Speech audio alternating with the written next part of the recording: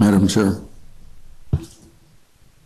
as I read this over, and I'd like to have staff, if you would, go to conditions, page 7 of 10.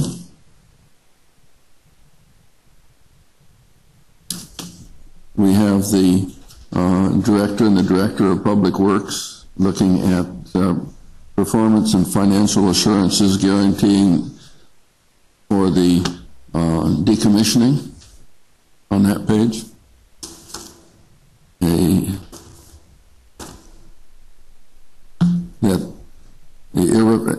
A letter of credit would be acceptable. A security bond would be available. Appropriate insurance policy, a trust fund or escrow account. I think it has to be dependent upon who can modify that account, that trust fund or escrow account. And the last one I would like to eliminate, which is a corporate guarantee. Because if the corporation has gone bankrupt and is not available, I think that guarantee is gone. And so I'd like to take out number 5. It's on page 7 of 10, about midpoint. Take it out. On item number 24, there is a situation of written notice to be sent to the committee from the county if it hasn't been in operation for, I think it's 90 days. Who's responsible for that? Is our department responsible for that? Is Public Works responsible for that? Who's going to do that notification? I didn't see that, and maybe I missed it, where it is, and that's still on page 7 of 10.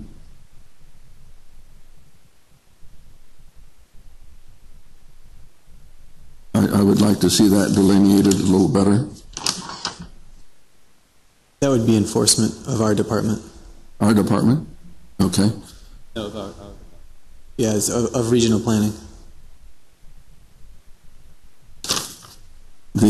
On item number 32, this was in relation to night lighting, and I asked the question, and I think that they responded to it, that they would do some studies with that and come up with something that does meet the dark sky. I would like to see that defined a little better so that it's not just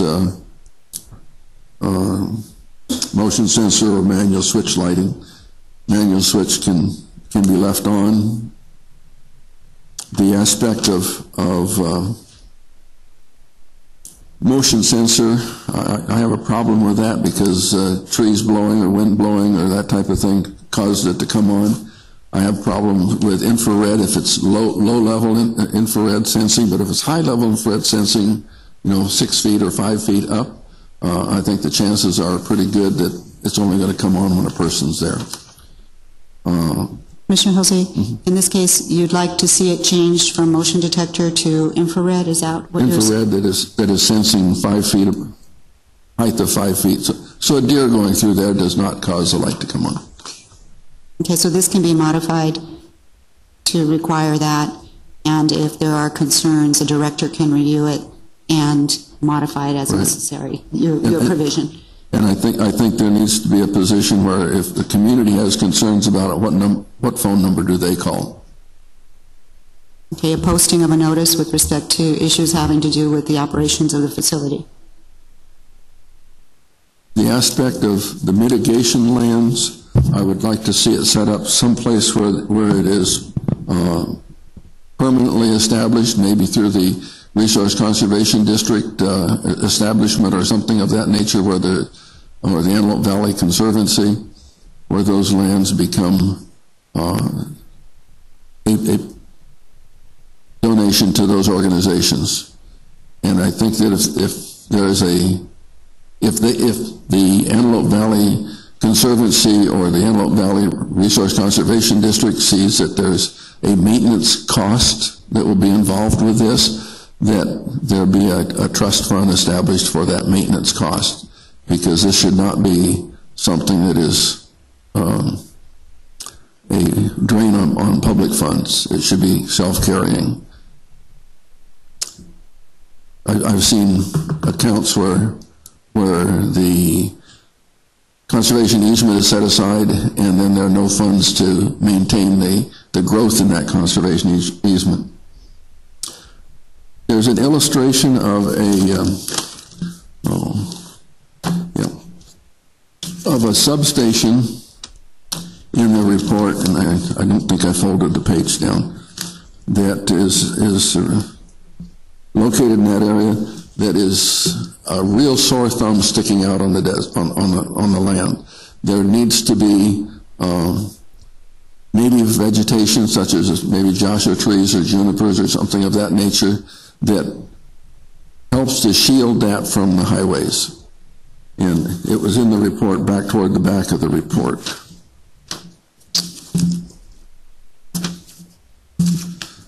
So this is the substation that's being created because of the new panels, and you'd like that to be shielded with appropriate native landscaping. Or they'll be tying into one. And to be painted in a color that is appropriate for the area. Okay, I think that's clear enough. Did you hear that? Yes, okay, thank you.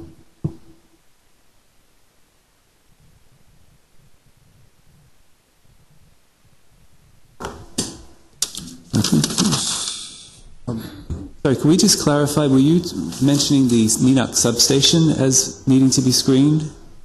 Or did we misunderstand that? The what? The substation? Is it the Neenah substation, or is it something that's on the parcel that the applicant has? All I know is that it was a picture that was toward the back of the report. Okay. I'm sorry. Let's just clarify with staff for a second. Is there a substation or something like a substation that's on the applicant's property? There is nothing on the applicant's property existing. The substation in the photograph is most likely the Neenah substation, which is off-site. Okay. But they will be tying to that substation. Correct. But it's not their substation. So I don't think that we can, I don't know whose substation it is, Southern California Edison, I don't know whose it is, but we'd have a hard time getting them to do anything with it. That may be true. Yeah, I think so. I'm wondering whether or not, seeing how they're going to intertie to that, if we can get some native landscaping around that substation. That would be a good thing for the local community groups to work on. Here it is. No. Okay. Okay. Thank you. Thank you very much. Are there any other discussion? I have one issue that I don't think I feel comfortable with, that I just need to talk to staff about, actually. And that has to do with the pressure washing of the panels and the amount of maintenance that's going to be required where water is going to be on the site and be going into the wash.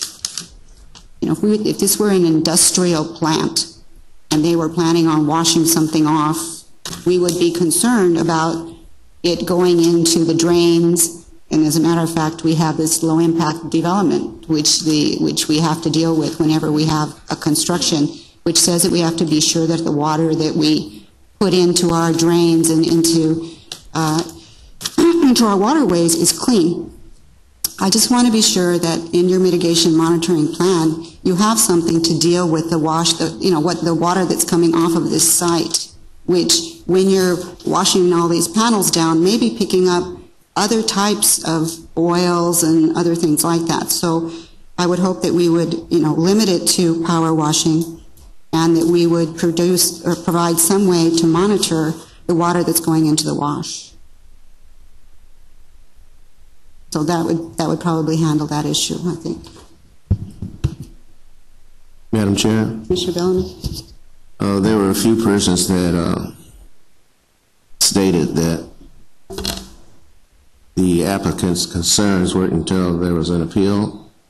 I would like to see a community meeting scheduled with all interested persons and groups, and including regional planning, to attend that meeting to ensure that all persons that have concerns, all groups that have concerns, those concerns are going to be met by the applicant. because of the distance, I guess maybe the regional planning attendance, maybe the first few meetings just to get it off, and then some procedure where regional planning would get the minutes from the meetings. I'm only looking at staffing time and the issues that we have with respect to budget, so that maybe they could establish some meetings and then after that get, the meeting minutes, receive the meeting minutes, and if there is an issue that comes up, provide some mediation services for that issue. And even provide them here, where the applicant would come in here and the community members who are interested could come here. And I think that would reduce the burden of the drive and the issues with respect to that for staff. Is that acceptable to you, Commissioner Bellamy? Okay, thank you. One other question. Mr. Hosey? Thank you. There was discussion, I think, about undergrounding the tie. So that tells me that the poles above ground that are illustrated between pages 16 and 17 are really not applicable. Is that correct? Correct. Okay.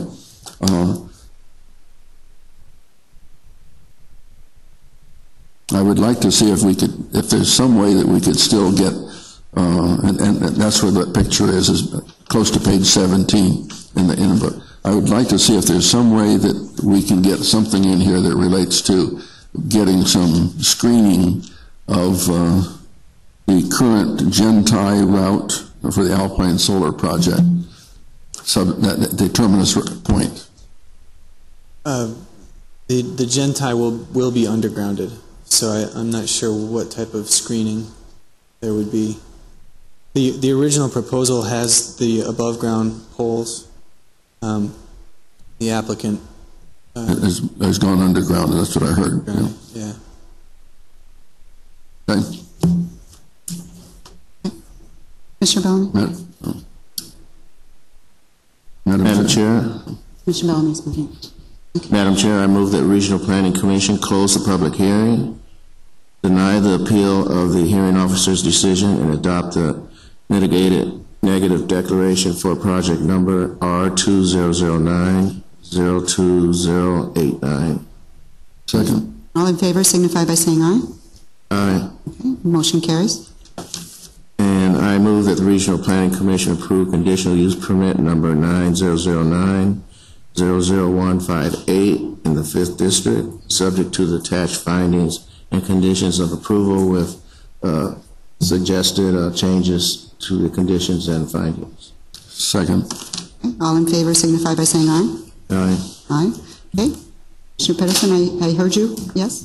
Okay. Madam Chair, there is an appeal period available. The last day to appeal your action this morning is April 13th, 2011. Okay, thank you very much, and thank you to everyone who took the time to come out here to testify with respect to this matter.